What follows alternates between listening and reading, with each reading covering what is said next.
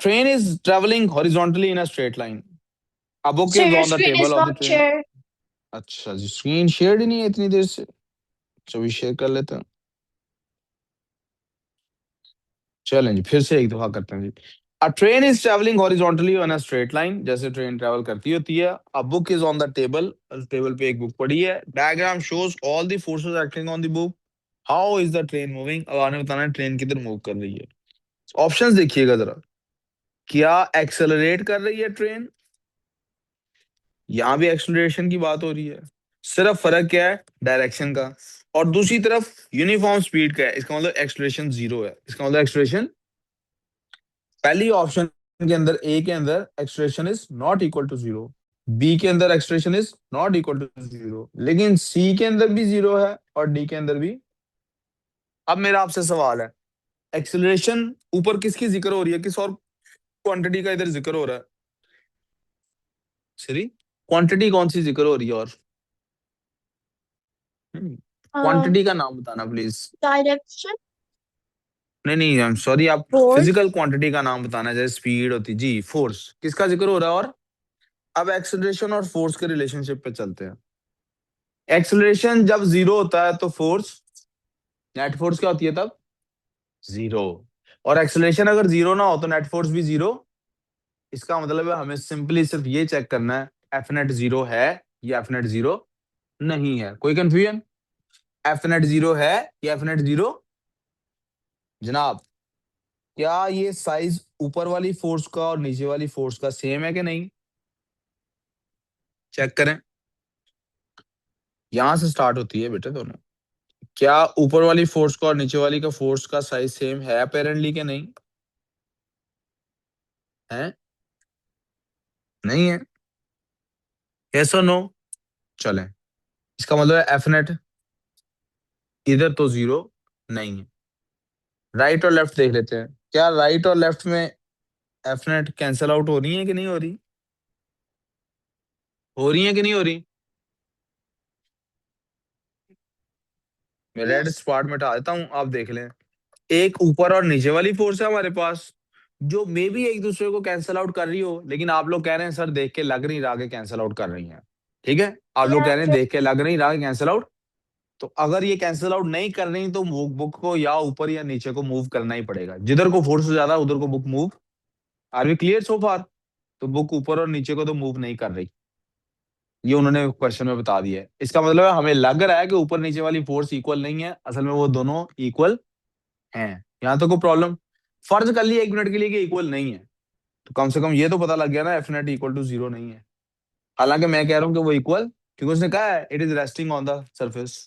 इस बात को छोड़ दें 2 मिनट के लिए, जरा राइट और लेफ्ट की फोर्स पे फोकस कर लेते हैं। सिर्फ कौन सी है राइट और लेफ्ट की फोर्स ढूंढे जी। राइट की Sir, of फोर्स right नजर आ रही है किसी को? force. Frictional. फ्रिक्शन हो गई। लेफ्ट पे? No, लेफ्ट पे को not at all. फोर्स है भाई बच्चों? No. फिजिकल क्लास वाले बच्चे प्रेजेंट हैं कि नहीं है? हैं?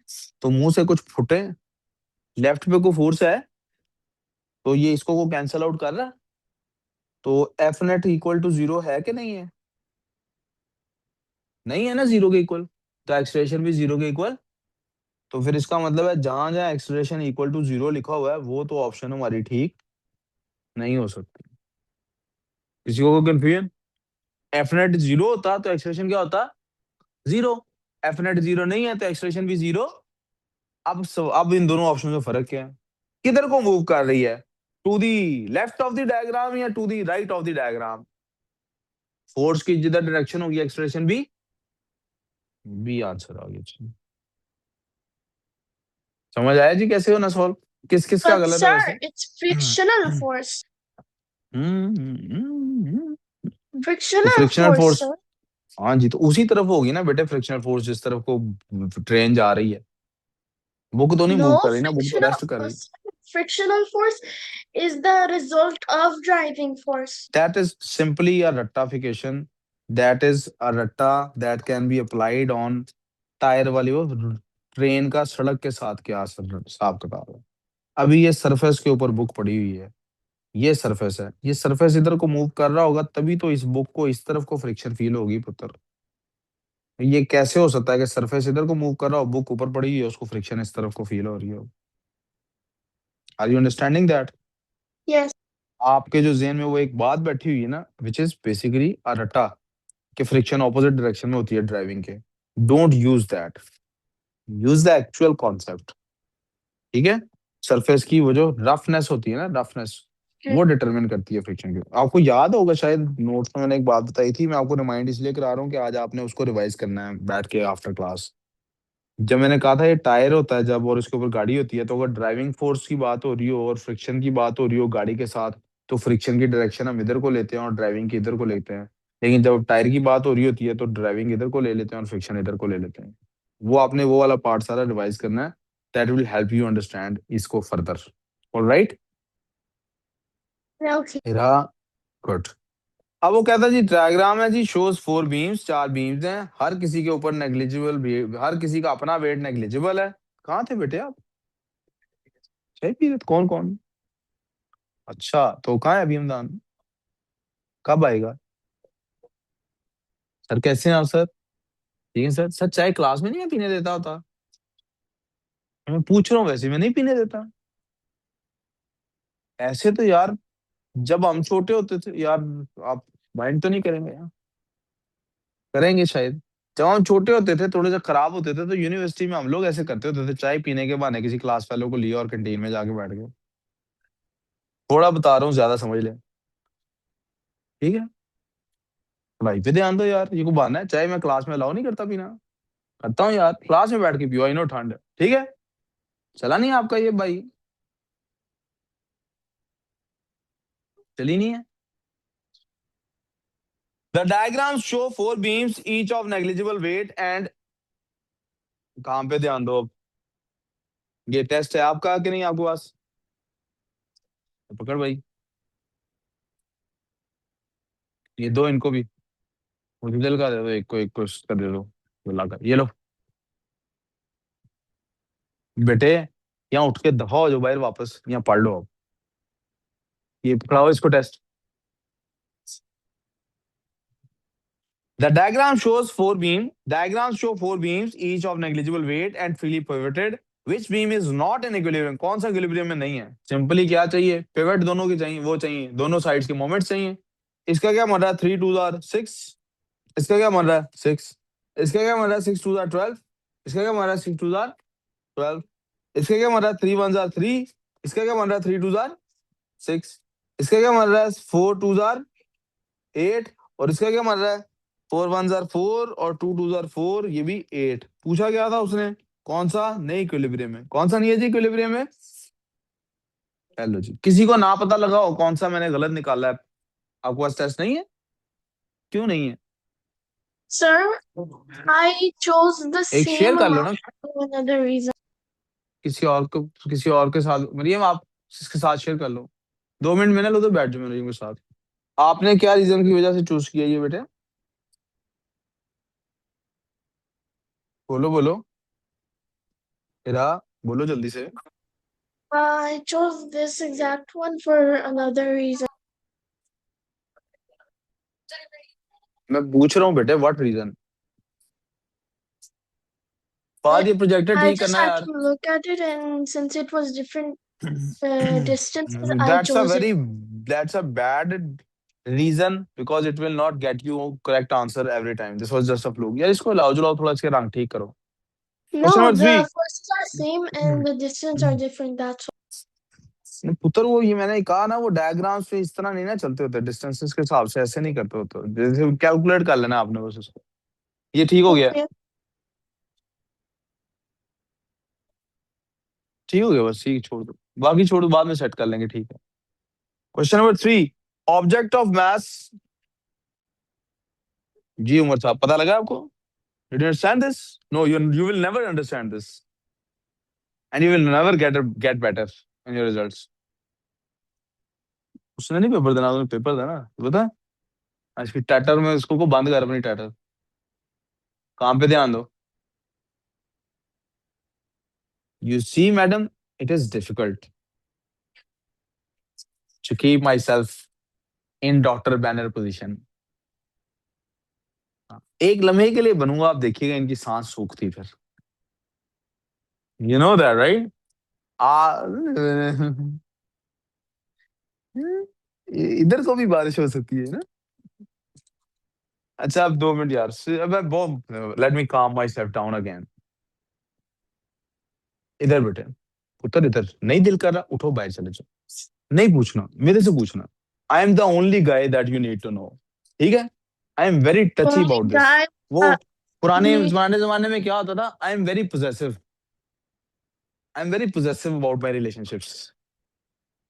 Don't you dare talk to anyone else, only talk to me, ठीक है। So we किससे can't बात talk to करनी our है? parents. नहीं नहीं, ड्यूरिंग क्लास नहीं करनी किसी से बात, during class just talk to me. वो भी हर एमी फजूल नहीं बोली जाना। When there is something important to ask तो पूछना है, वरना नहीं तो चुप करके सुनना है, ठीक है। Yeah, okay. An object of mass 1.2 kg, underline करेंगे, मास लिख लेंगे, moving with a velocity of 2 metre per second, velocity लिख देंगे। When it is acted on by a force of, force आ गई, एफ लिख लेंगे। The velocity of the object, आप देखिए बगैर सोचे समझे मैं सिर्फ ये देख रहा हूँ ये कौन सी क्वांटिटी है, लिखी जा रहा हूँ। ये मास है जी, ये वेलोसिटी है जी, ये फोर्स है जी। Velocity of the object increases, चूंकि लफ्ज इंक्रीज है दैट मींस वेलोसिटी चेंज हुई है, दैट मींस वेलोसिटी। तो मैं पिछले वाले v को काट के u लिख रहा हूं और इसको लिख रहा हूं ये v है, क्योंकि चेंज हुई है वेलोसिटी अब। In the same direction for which period of time does, और पूछ क्या लिया है, ये भी बड़ा इंपॉर्टेंट है, पूछा टाइम है, पूछा गया है टाइम। कौन सा फॉर्मूला है जो इन सबको आपस में रिलेट करता है? मुझे तो याद आता है एक फॉर्मूला, इम्पल्स का, रिसेंटली पढ़ा था, वो यूज कर लें। नहीं वो यूज करना तो न्यूटन का सेकंड लॉ यूज कर लें, F is equal to M into V minus U over T, values put कर लें। एफ कितनी है भाई, 4, मैथ्स कितना भाई, 1.2। अब्दुल आदि वापस आ जाओ क्लास पे, नहीं ध्यान, दिमाग। v माइनस यू कितना बनता है, 5 - 2 ओवर टी कितना बनता है वो फाइंड करना है। तो t उधर चला जाएगा, 4 इधर नीचे आ जाएगा, t ऊपर चला जाएगा और 4, तो t is equal to 1.2 multiply by 3/4। अब आई थिंक ये 3.6 और 0.9 ये आंसर बनेगा बेटा। किसका गलत है, रेज योर हैंड।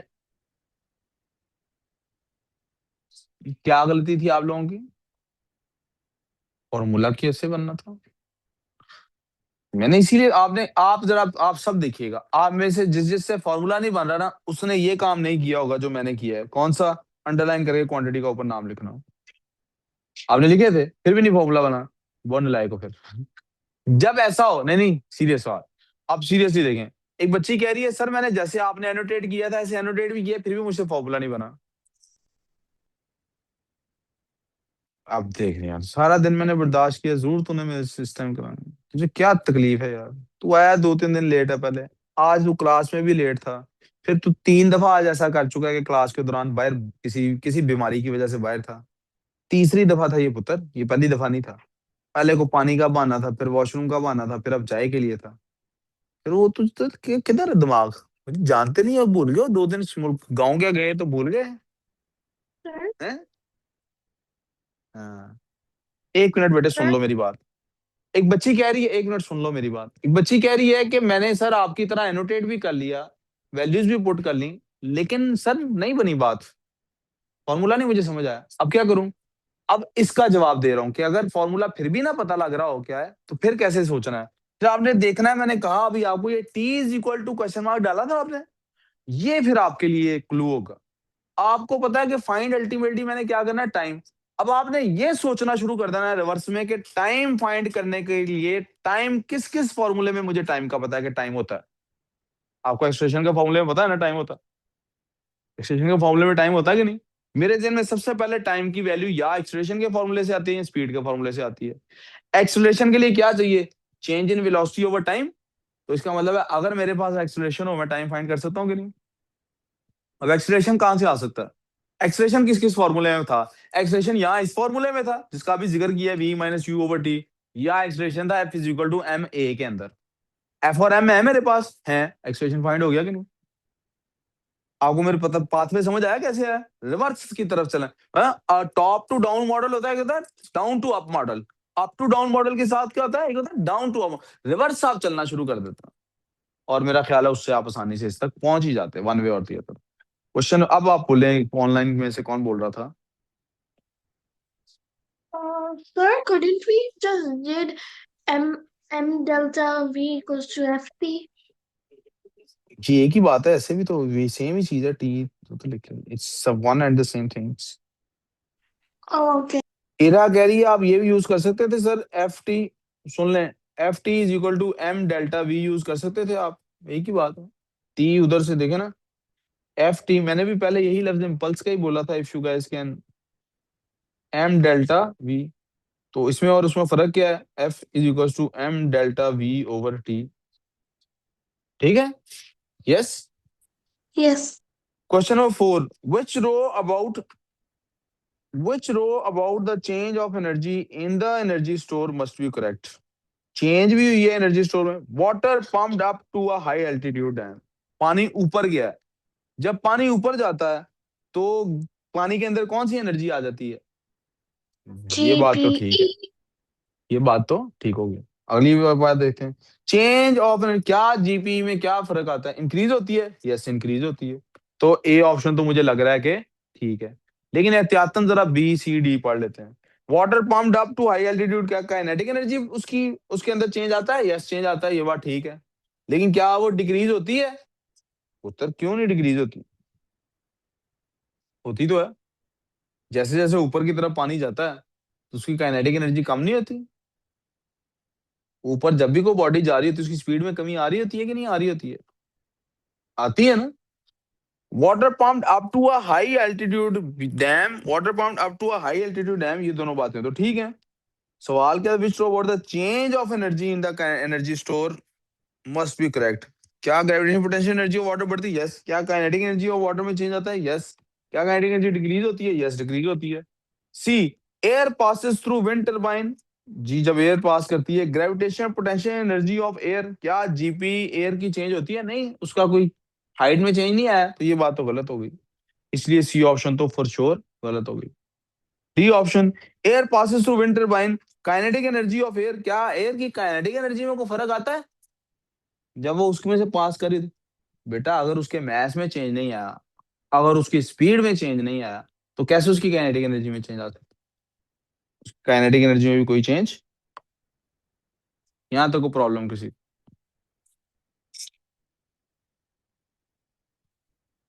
अब ए और बी में से अब बताएं जी, किसी ने सी डी सिलेक्ट किया था तो पहले वो हाथ खड़ा कर लें। Me. सी और डी किसी ने सिलेक्ट नहीं किया था? मैंने अहमद आपका टेस्ट कहाँ है? सामने रखो ना, इसको क्यों दिया हुआ है? जी आवाज कट रही है, मुझे समझ नहीं आई। सी और डी किसी ने सिलेक्ट नहीं किया था, इसका मतलब ओके। ए और बी में से क्या क्या मैंने सिलेक्ट हुआ, प्लीज बता दें। सबका ठीक है? आप लोगों ने बी सिलेक्ट किया था और ए आंसर्स में D. क्या हुआ बेटे? I chose एक सेकंड D. होल्ड कीजिएगा प्लीज, एक लम्हे के लिए please. Just give me 1 second please बेटे, इतना टाइम। सिर्फ एक लम्हा।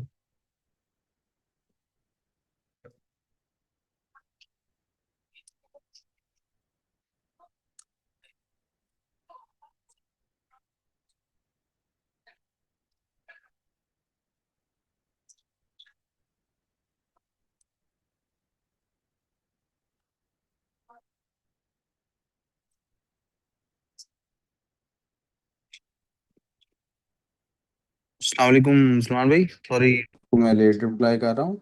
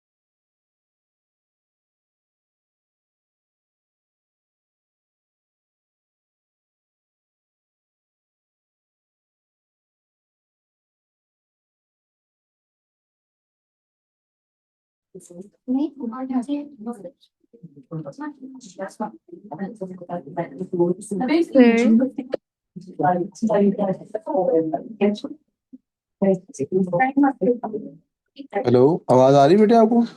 Yes Yes, sir. सर, आमना वेटिंग रूम में है। अच्छा, वही ना एकदम से डिस्कनेक्ट हो गया, और वो ना उसके बाद से एक मिनट, किससे डिस्कनेक्ट हुआ था? नहीं, मेरी भी इधर डिस्कनेक्ट हो गया था, स्क्रीन भी शेयर खत्म हो गई, मेरी एयरपॉड्स भी डिस्कनेक्टेड। नहीं, इन्होंने देख लो, पता नहीं नेट शायद, मैं डिस्कनेक्ट करके वापस कनेक्ट कर रहा हूँ। आवाज आ रही है आप लोगों को? प्रभात, Yep. एक मिनट दीजिएगा बस, प्रोजेक्टर नहीं चल रहा है, एक मिनट दीजिएगा।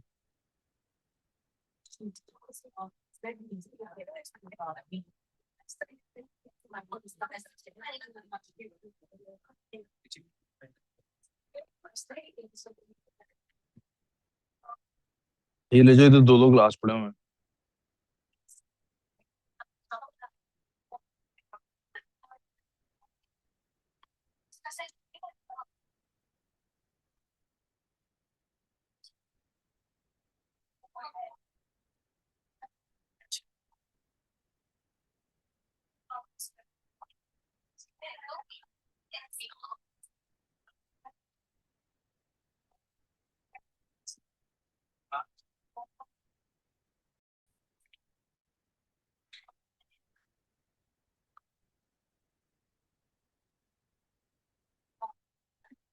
यहाँ तक तो आपने सुन लिया था ना कि सी और डी कितने जा रहे हैं आप लोग? Yes. यहाँ तक तो आप लोगों ने सुन लिया ना, सी और डी क्यों नहीं ठीक आंसर? ऑनलाइन वाले भी कह रहे हैं यस, तो फिजिकल वालों ने तो लाजमी सुन लिया होगा। अब आ जाते हैं ए और बी की तरफ, प्लीज तवज्जो काम की। जब वाटर को हमने पंप किया हाई एल्टीट्यूड की तरफ, तो इधर जीपी की बात हो रही है। जीपी का फॉर्मूला होता है mgh। तो उसकी हाइट में इंक्रीज आ रहा है ना, तो इसका मतलब है यस, इंक्रीज हो रही है जीपी। वाटर को जब हम आप लेके जाते हैं, तो काइनेटिक एनर्जी का दूसरी जगह पर उसने पूछा है, एम वी स्क्वायर उसका फॉर्मूला होता है। जब भी कोई चीज नीचे से ऊपर जाती है, तो क्या उसकी स्पीड में कमी आती है कि नहीं आती है? तो काइनेटिक एनर्जी ऑटोमेटिकली कम हो जाएगी ना। तो फिर डिक्रीजेज वाली बात भी ठीक हुई। अब जब दो बातें ठीक हो, तो फिर क्या देखना होता है? ये आप बड़ा इंपॉर्टेंट पॉइंट है। अच्छा हुआ कि एक ऐसा सवाल भी हमारे पास है जिसकी ए और बी ऑप्शंस दोनों ठीक हैं। अब कैसे डिसाइड करेंगे हमने क्या सेलेक्ट करना है? अब हम सुन लें, थॉट प्रोसेस सुन लें। अब इन दोनों में से कौन सी ऑप्शन है जो at all certain points, at all points, at all instances true ही रहेगी, गलत नहीं हो सकती? और ए- कौन सा ऐसा है जिसके लिए कोई पोजीशन ऐसी है, कोई ऐसी सिचुएशन है जिसमें उसके गलत होने का चांस है? ये देखना है आप। मेरी बात समझ आई आपको? यानी इनमें से लाजमन ऐसा होगा कि कोई एक ऑप्शन होगी जो हर सिचुएशन में ट्रू साबित होगी, कभी गलत साबित नहीं होगी। और कोई एक ऐसी चीज होगी जो किसी सिचुएशन में गलत भी साबित हो सकती है। अगर इनमें से कोई एक ऑप्शन ऐसी है जो किसी सिचुएशन में गलत साबित हो सकती है, तो वो क्रॉस होगी, और दूसरी वाली ऑप्शन जो हर सिचुएशन में ट्रू है वो ठीक होगी। याद तो कोई प्रॉब्लम? अब आप मुझे बताएं, जब पानी को ऊपर की तरफ ले जाया जा रहा है, क्या मैस उसका चेंज हो रहा है? जितना भी मैस है, लेट्स से 10 किलो पानी को ऊपर खींचा है, तो क्या जमीन से ऊपर जाते तक वो 10 की बजाय 9 या 8 या 7 रह जाएगा, या 10 का 10 ऊपर जा रहा है? मैस हमें पता है कि कांस्टेंट रहता है, चाहे उसकी पोजीशन चेंज कर दें, राइट? तो मैस में तो चेंज नहीं आ रहा। क्या जी में चेंज आया डैम की हाइट में? यस, आता चेंज। जी की वैल्यू में चेंज नहीं आता, नहीं आता पुत्र। जी की वैल्यू में चेंज पुत्र, हायर एल्टीट्यूड आपने पहले, जब जी शुरू में पहले चैप्टर में पढ़ाया था, तब पढ़ाया था कम से कम 10,000 फुट का जब तक फर्क नहीं ना पड़ता, आपने जी की वैल्यू 9.8 ही लेनी है। तो जी में भी चेंज नहीं आ रहा। क्या उसकी हाइट में हमेशा चेंज आ रहा है ऊपर जाते हुए कि नहीं? इसका मतलब है हर सिचुएशन में जब भी पानी ऊपर जाएगा, लाजमन उसकी जीपी इंक्रीज करेगी करेगी। हमें साहब, वी गुड सो फार? अब आ जाते हैं काइनेटिक एनर्जी की तरफ। क्या उसके मैथ में चेंज आ रहा है? नहीं। 1/2 में चेंज आ रहा है? नहीं। वेलोसिटी में चेंज आ रहा है? यस। वेलोसिटी, जब भी कोई चीज नीचे से ऊपर को फेंकी जाती है, तो जो उसकी नीचे इनिशियल वेलोसिटी होती है, फाइनल वेलोसिटी वो वाली नहीं होती। लेकिन अगर गौर करें, अगर आप गौर करें, ये हम किसकी बात कर रहे हैं? जब मैंने बॉल ऊपर को फेंकी, फोर्स एक लम्हे के लिए लगा दी। लेकिन जब पानी पंप किया जाता है बेटे, जिस वेलोसिटी से जमीन से निकलता है उस वेलोसिटी तक ऊपर जाता है कि नहीं जाता है, ये डिसाइड सिर्फ इस बेसिस पे होगा कि पंप कितना स्ट्रांग है। घरों में जो टैंकी लगी होती है ना, उसका पंप, आप उसकी जो टूटी है ना, एक आप होता है टैंक जहां मोटर लगी होती है वहीं पे एक टूटी लगी होती है, आप उसको खोलें, चेक कर लें पानी किस स्पीड से आ रहा है। और एक पाइप जा रहा होता है टैंकी की तरफ, एक होता है ना टैंकी से बाहर निकलने वाला पाइप जो पूरे घर की तरफ जाता है, एक पंप होता है जो टैंकी की तरफ जा रहा होता है। आप उसको खोल के देखें, सेम स्पीड से पानी जा रहा होता है, क्योंकि हम लगाते ही इतना स्ट्रांग पंप है जो पूरी वेलोसिटी से ऊपर पानी को लेके जा सके। तो हमारे पास एक सिचुएशन ऐसी आ गई जिससे हम आर्टिफिशियली वेलोसिटी को चेंज होने नहीं दे रहे, ताकि पानी को ज्यादा से ज्यादा ऊपर तक पहुंचाया जा सके। इसलिए इस सिचुएशन में बी गलत होने का अंदेशा है, इसलिए ए हमारा फाइनल आंसर होगा। समझ आई बात? यस और नो आपने ऐसे कह दी है कि ठीक है सर जाने दें अब आ गए, ऐसे नहीं कहा कि समझ आई है। जी मरियम, आ गई है समझ? Okay. Question number 5, a woman of maths, underline करेंगे जी, मैथ्स लिखेंगे, has 81 joules of energy and kinetic energy है, इसलिए सीधा सीधा काइनेटिक एनर्जी लिख देंगे। व्हाट इज हर स्पीड, सीधा सीधा फॉर्मूला है, K E is equal to 1/2 M V squared.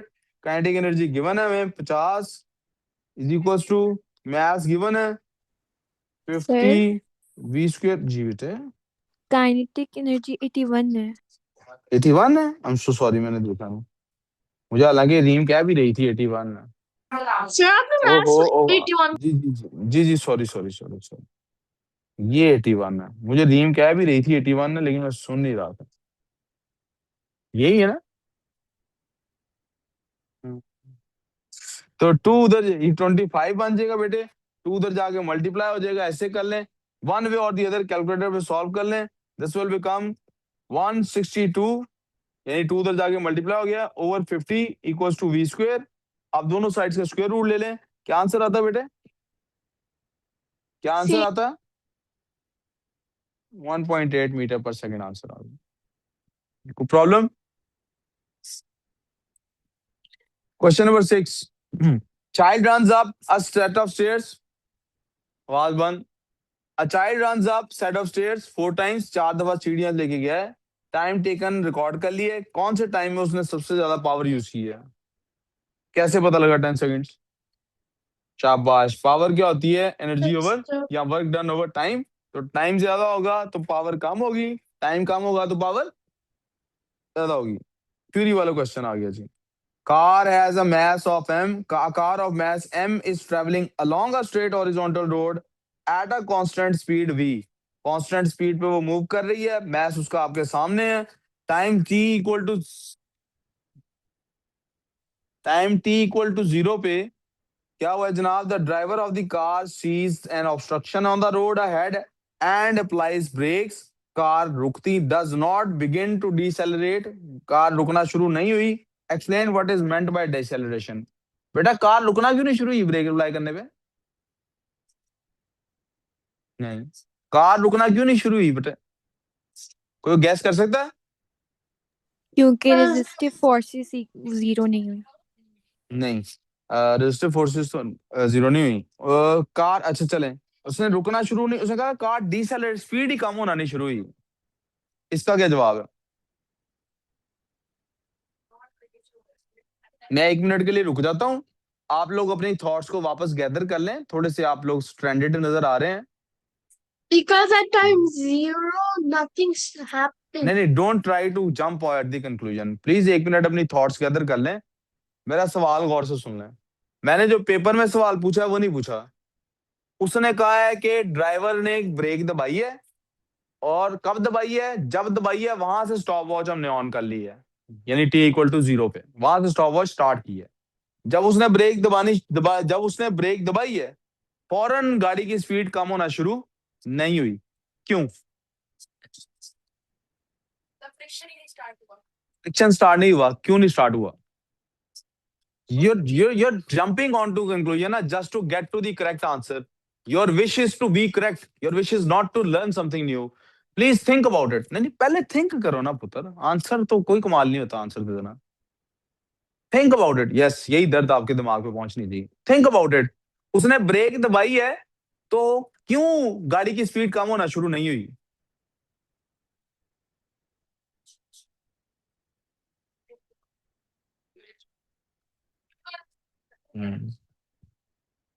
Because बेटे ब्रेक का पेडल जब मैं दबाता हूं तो कुछ टाइम ऐसा है जो उस पेडल को दबने में भी लगता है, रिएक्शन टाइम। इसको हम फिजिक्स की जुबान में कहते हैं ब्रेकिंग डिस्टेंस। कौन सा? यानी वो फासला जो ब्रेक दबाते तक आपका कवर हो जाता है। यानी ब्रेक दबने में भी तो आप बहुत स्पीड से देखें, जब तो आप थोड़ी स्पीड से जा रहे हैं आपको ये फील नहीं होगा। फर्ज करें आप 300 किलोमीटर पर आवर की स्पीड से जा रहे हैं, तो जितनी देर में पेडल दबना है उसमें भी आपने शायद एक आधा शायद 500-700 मीटर कवर हो चुके होने हैं। जब आप 300 किलोमीटर पर आवर की स्पीड से जा रहे हैं तो आप देखें 60 किलोमीटर पर आवर की स्पीड से जाते हैं ना, तो 1 मिनट में 1 किलोमीटर तय होता है। ठीक है, 120 की स्पीड से जाते हैं तो 1 मिनट में 2 किलोमीटर तय होते हैं। 240 की स्पीड पे जाएंगे तो 1 मिनट में 4 किलोमीटर तय हो रहे होंगे।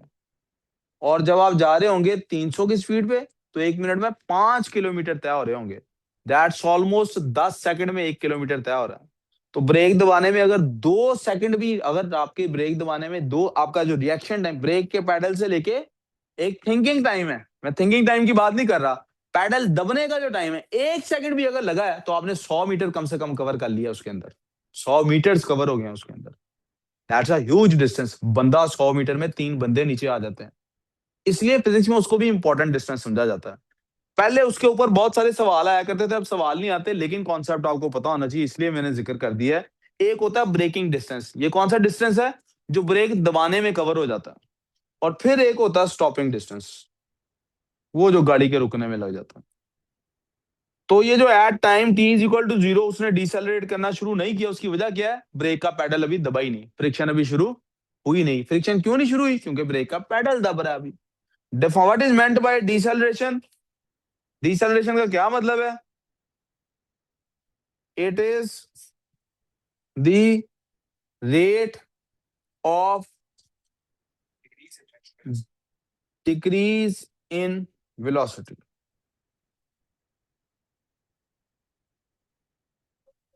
It is the rate of decrease in velocity. जी, rate of change in velocity तो एक्सेलरेशन होगा। फिर एडिशनल एक बात लिखनी पड़ेगी कि but such a change where velocity is decreasing. 2 number का है, in the opposite direction of force, फिर आप लिखेंगे। जी हो सकता है, अल्टीमेटली 2 मास का है ना। हाँ जी, वही तो मैं कह रहा हूँ, क्यों पूछ रहे थे जी? तो नंबर क्या आए हैं?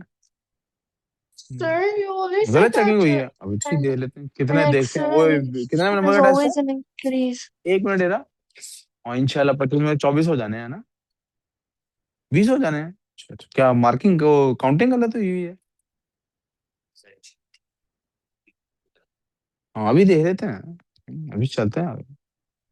B part. जी ये रहा, आप क्या कहनी थी? उसने अच्छा के सवाल पूछा ही हुआ है, क्यों नहीं डी? एक रीजन बतानी, कोई एक रीजन बतानी है सर जी। हम इस पे नेगेटिव एक्सेलरेशन लिख सकते हैं। सिर्फ नेगेटिव एक्सेलरेशन लिखेंगे 1 नंबर मिलेगा। 2 नंबर का ना सवाल। तो नहीं, एक्सेलरेशन क्या दोनों होता है ये भी चीजें लिख बताना सकते। है। एक्सेलरेशन क्या होता है ये भी बताना है। Rate of change in displacement आपने बताना, यस, रेट ऑफ इसके चेंज इन बाद में। वेलोसिटी बतानी है। हाँ फिर 2 नंबर बन सकते हैं। Rate of change in velocity लिखेंगे पे 1 नंबर इस बात का है, और the velocity the change is negative 1 number इस बात का। हाँ इट इज नेगेटिव, ये लिख सकते हैं, negative rate of change in velocity. It takes the driver some time to apply the brakes.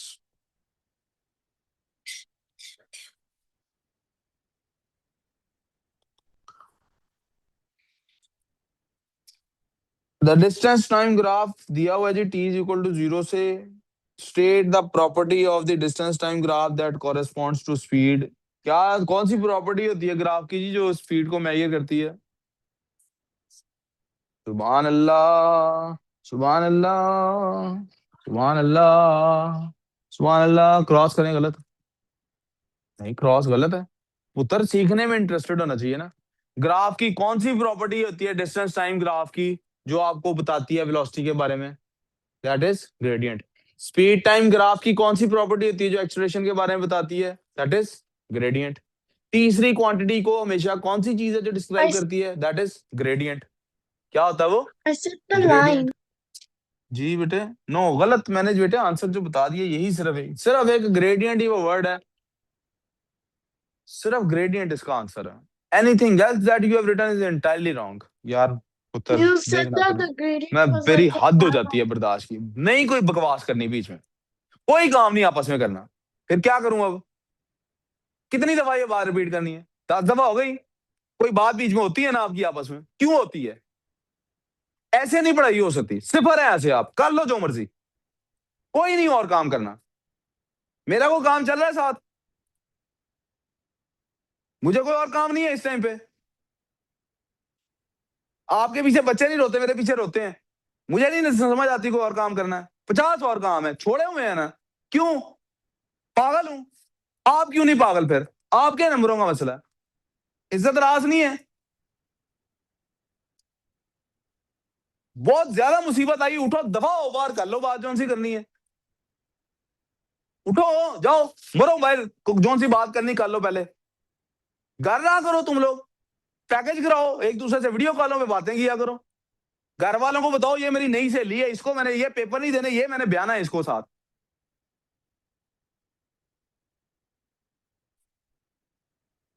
अब आप बताएं क्या करूं? फिर आप मुझे कहेंगे आपके मूड स्विंग्स होते हैं, सवाल पूछने में डर लगता है। इज्जत से कह रहा हूं ना बार बार, आज जब पढ़ा रहा हूं इस टाइम कोई बकवास नहीं कर। कितनी दफा आपके सामने, अभी भी 4-5 दफा गया, ये 5वीं दफा हो गया है, ये 6वीं दफा हो गया है, ये 7वीं दफा हो गया, 8वीं दफा हो गया है। फिर भी देखा अब आपस में उन्होंने बात की, नहीं हट रहे और हटेंगे अब भी नहीं।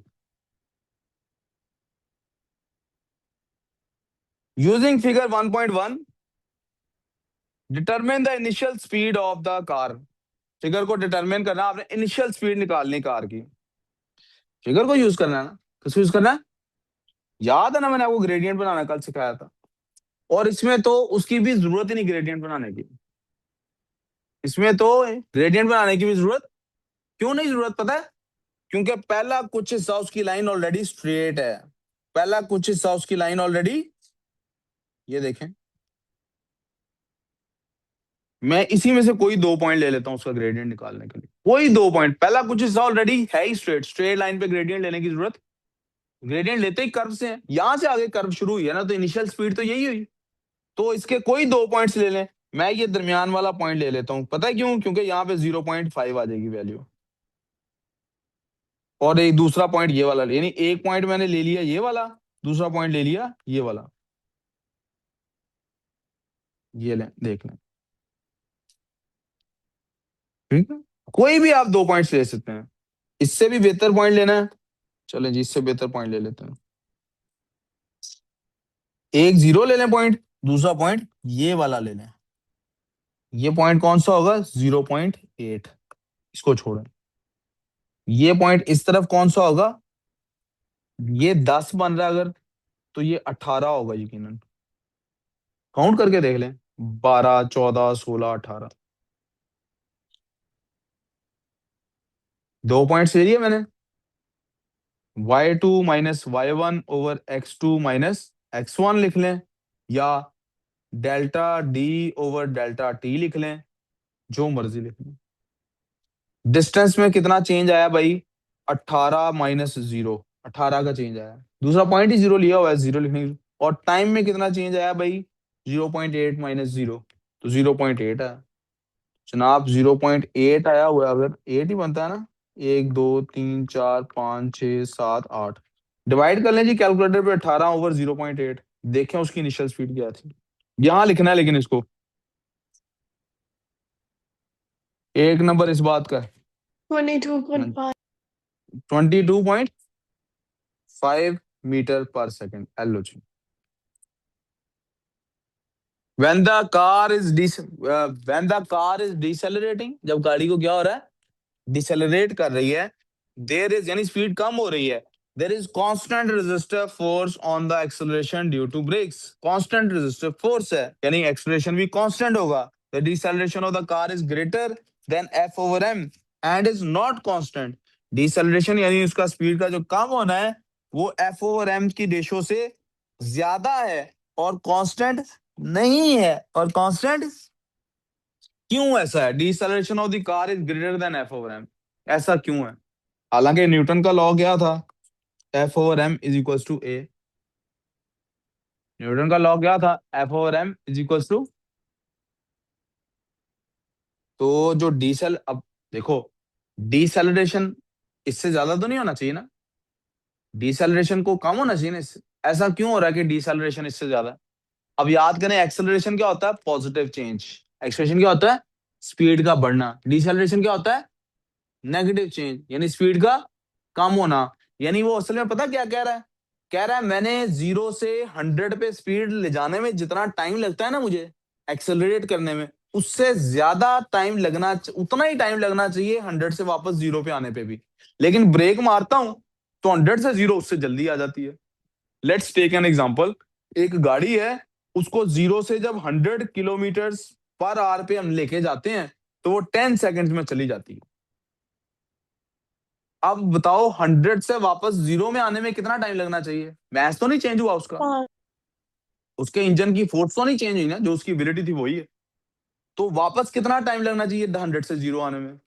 अगर मुझे क्या कहते हैं यहां से वहां तक जाने में, यानी मेरा मैथ चेंज नहीं हो रहा, मैं स्टेज के एक तरफ खड़ा हूं, एक कॉर्नर से इस पे बना देता हूं, दूसरे कॉर्नर तक आने में 5 सेकंड लगते हैं, तो वापस आने में भी कितना टाइम लगना चाहिए?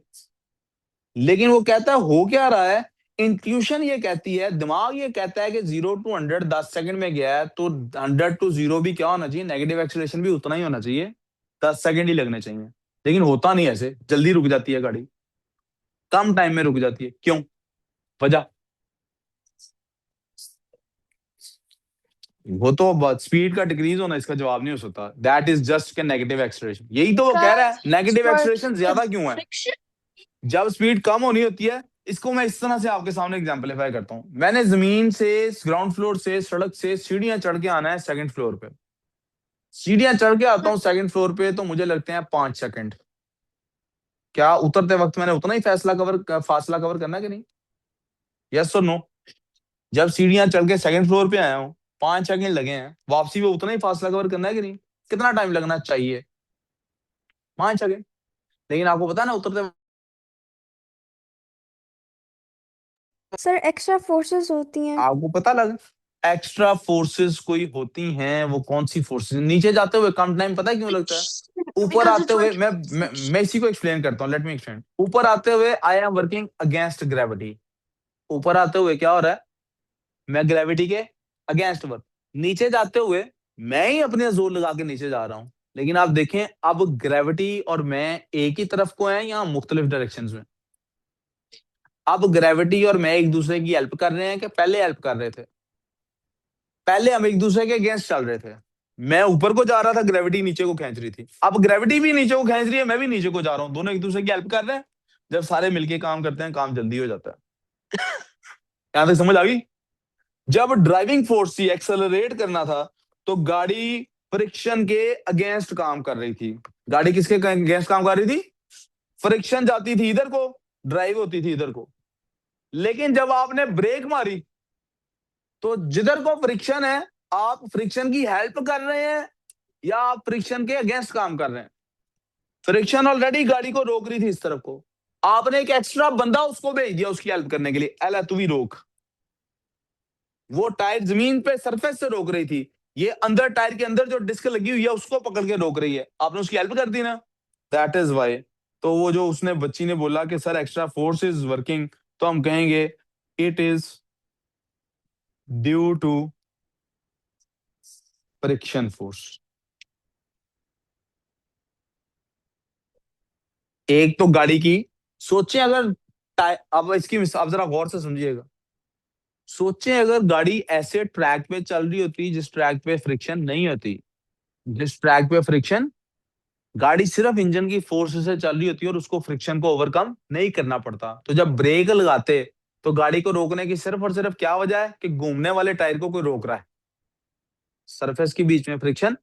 तो जितना टाइम स्पीड बढ़ाने में लगता उतना ही स्पीड कम करने में लगता। आपको मेरी बात समझ आ रही?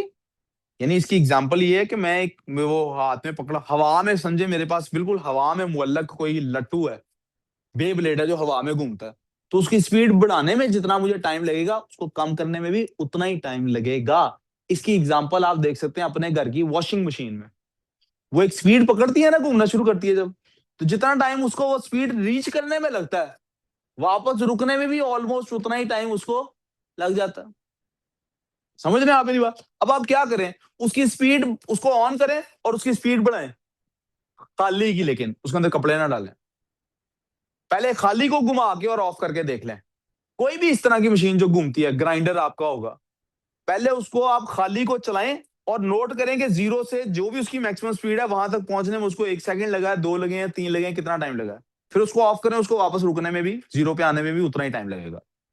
अब एक नया एक्सपेरिमेंट करें, खाली को घुमाना शुरू करें, नोट करें कितनी जल्दी वो, फर्ज करें वो 5 सेकंड लगे हैं उसको मैक्सिमम स्पीड को पहुंचने में।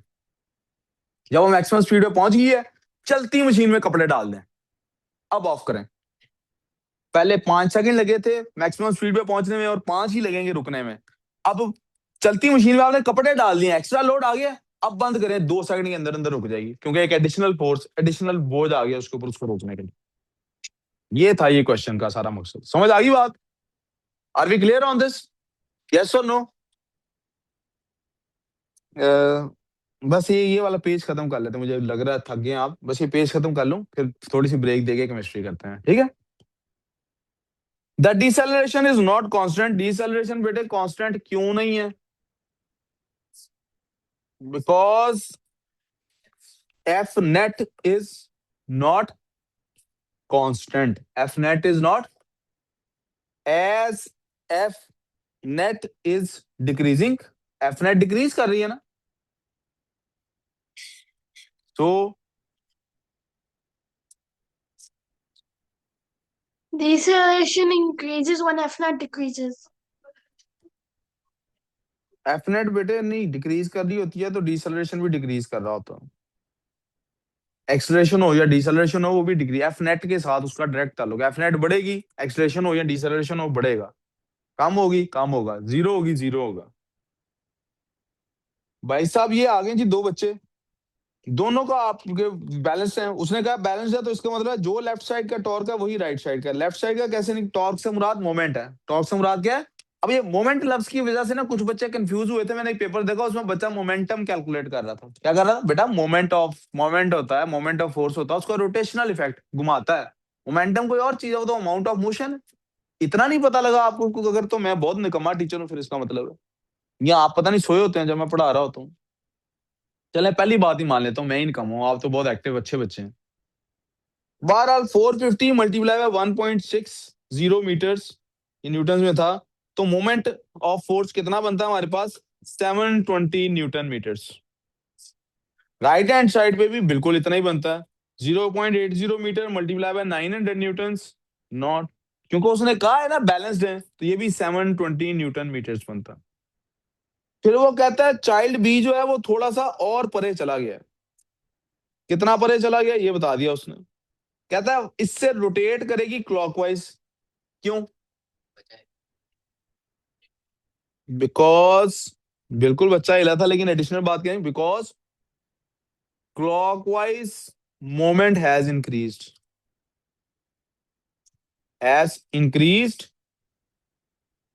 और बेहतर आंसर क्या होगा? ड्यू टू इंक्रीज इन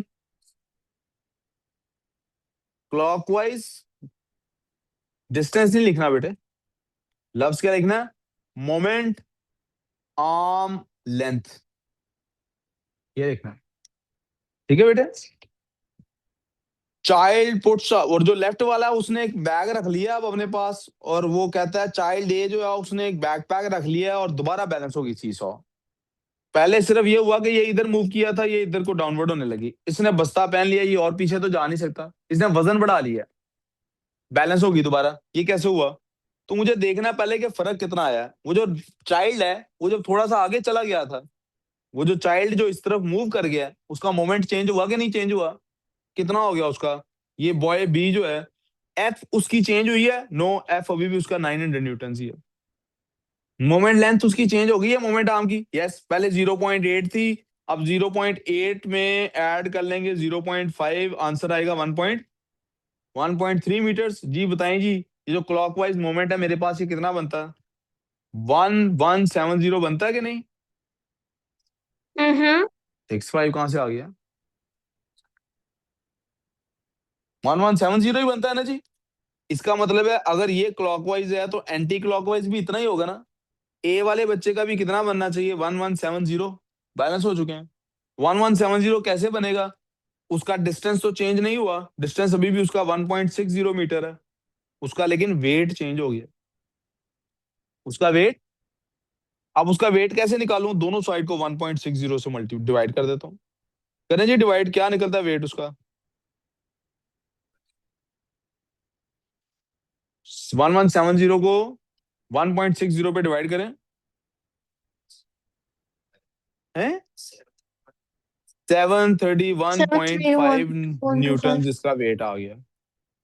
अब ये Sir, वेट it's बढ़ गया 25, पहले not से? 5. अच्छा जी 25। अब ये वेट पहले से बढ़ गया है। ये क्यों बढ़ गया है? 0.25. क्योंकि क्यों बढ़ गया है? क्योंकि बैग पहन लिया था। तो एडिशनल वेट किसका है? बैग का। एडिशनल वेट किसका है? तो मैं एडिशनल वेट निकालूं कैसे? मैं जनाब क्या करता हूं, ओरिजिनल वेट माइनस कर देता हूं इसमें से नेट वेट निकालने के लिए, बैग का वेट निकालने के लिए। That is 731.25 minus 450। क्या आंसर आता है बच्चों? टू, बोलो। 281.25. 281.25। Yeah. ये मेरे पास बैग का वेट आ गया। क्या उसने वेट मांगा है? क्या उसने वेट मांगा है? उसने मांगा No. है मैस। उसने क्या मांगा है? Yes. तो मैस किसके इक्वल होता है? W is equal to M G. तो M is equal to W over G. W G. कितना निकला था? 281.5 ओवर 9.8। करें जी, बताएं आंसर क्या आता है? 28. 20.67 किलोग्राम आंसर आ गया। 6, 9, 6 8, 7 9, होगा या 7. 6 6 7 होगा कुछ ऐसा। No, 6, 9, 8, 9, 7, 6 9, 5, 9 9. 8 9 7 है तो 699 के जी कर लेते हैं। ये इसने बस अपने शौक में 6 7 लिखा दिया था, वरना आया नहीं। Yeah. ये 2 5 ही करना है, 2 5 के साथ ही करो ना। अब ये क्वेश्चन प्लीज कंप्लीट कर ही लेते हैं। नहीं, आगे क्वेश्चन स्टार्ट हो गया। ए पार्ट किया हमने, बी पार्ट कर लेने दें यार प्लीज। बी पार्ट करके ब्रेक देता हूँ। Oh, fine. Define impulse change in momentum. How the rubber floor reduces injury to the child. Use ideas about impulse, force, momentum, and time in your answers. 4 things in 3 lines. Rubber floor है जनाब. It bounces, reducing time of contact. नहीं नहीं नहीं नहीं नहीं नहीं नहीं नहीं नहीं नहीं, ये वो वाला नहीं, ये तो फ्लोर है रबर का बना हुआ। मैंने कुछ और बता दिया। It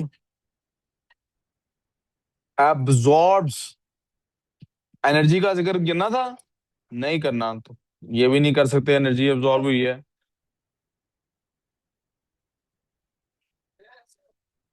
इम्पल्स, इट रिड्यूसेस, उत्तर काम पे ध्यान। It reduces the contact time, contact time को रिड्यूस कर देता है। अब आपको याद है ना, F is equal to delta P over T होता है। तो टाइम अगर रिड्यूस होगा तो फोर्स बढ़ जाएगी। तो ये रिड्यूस नहीं करता है, इंक्रीजेस करता है। यार क्या हो गया? मेरे ना वो जेहन में रबर बॉल बार बार आई जा रही है, मैं फिर देख रहा हूँ रबर फ्लोर है। जब रबर बॉल को आप जमीन पे फेंकते हैं तो वो रिड्यूस कर देती है टाइम को, लेकिन जब आप रबर फ्लोर पे जंप करते हैं तो वो आपको बाउंस नहीं होने देता। जैसे कारपेट नहीं होता हमारे पास, या हम नीचे फोम लगाते हैं, इफ यू कैन रिमेम्बर, अगर हमारे पास रबर बॉल हो बेटे, तो जो जमीन के साथ कांटेक्ट का टाइम होता है वो रिड्यूस हो जाता है, क्योंकि रबर बॉल फौरन आपको वापस बाउंस कराती है। लेकिन अगर फ्लोर कारपेटेड हो, यानी फ्लोर फॉर्म्ड है, तो मैं इसमें थोड़ा सा मैं मिसअंडरस्टैंड कर रहा हूँ। ये क्या करता है, आपके टाइम को इंक्रीज कर, जब आप रबर के फ्लोर के ऊपर गिरते हैं आपका कांटेक्ट का टाइम बढ़ा देता है। अगर आप एक्सपेरिमेंट करना चाहें तो उसका एक आसान तरीका है, हम एक बास्केटबॉल लेते हैं और यहां जमीन पे फेंकते हैं, स्टेज के इस तरफ जहां पे कारपेट नहीं है, तो बास्केटबॉल बाउंस होगी, सारी बात है। अब आप मुझे बताइए, जब बास्केटबॉल जमीन के साथ जितनी देर इन कांटेक्ट रही है उस टाइम को जहन में रखिए, और इधर स्टेज की तरफ बास्केटबॉल को ले आइए और यहाँ स्टेज पे फेंकिए जहां पे कारपेट लगा हुआ है और कारपेट के नीचे एक और कारपेट लगा हुआ है, यहां पर भी क्या बॉल उतनी ही बाउंस करेगी? तो फिर जो उसका फ्लोर के साथ कांटेक्ट में टाइम है वो इंक्रीज हुआ है कि डिक्रीज हुआ है? जब वो टाइम इंक्रीज हो गया है तो फोर्स को क्या हुआ है, डिक्रीज हो गई है। फोर्स को क्या हुआ है, it Wait. Increases the contact time since force is rate of change in momentum. चूंकि force rate of change of momentum है, दिस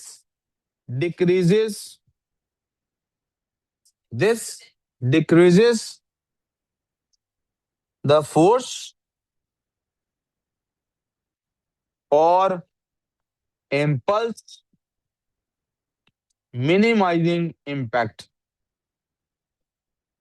अब ये इम्पल्स को कैसे रिड्यूस करती है? आपको पता है इम्पल्स होती है I is equal to either delta P और एफ टी।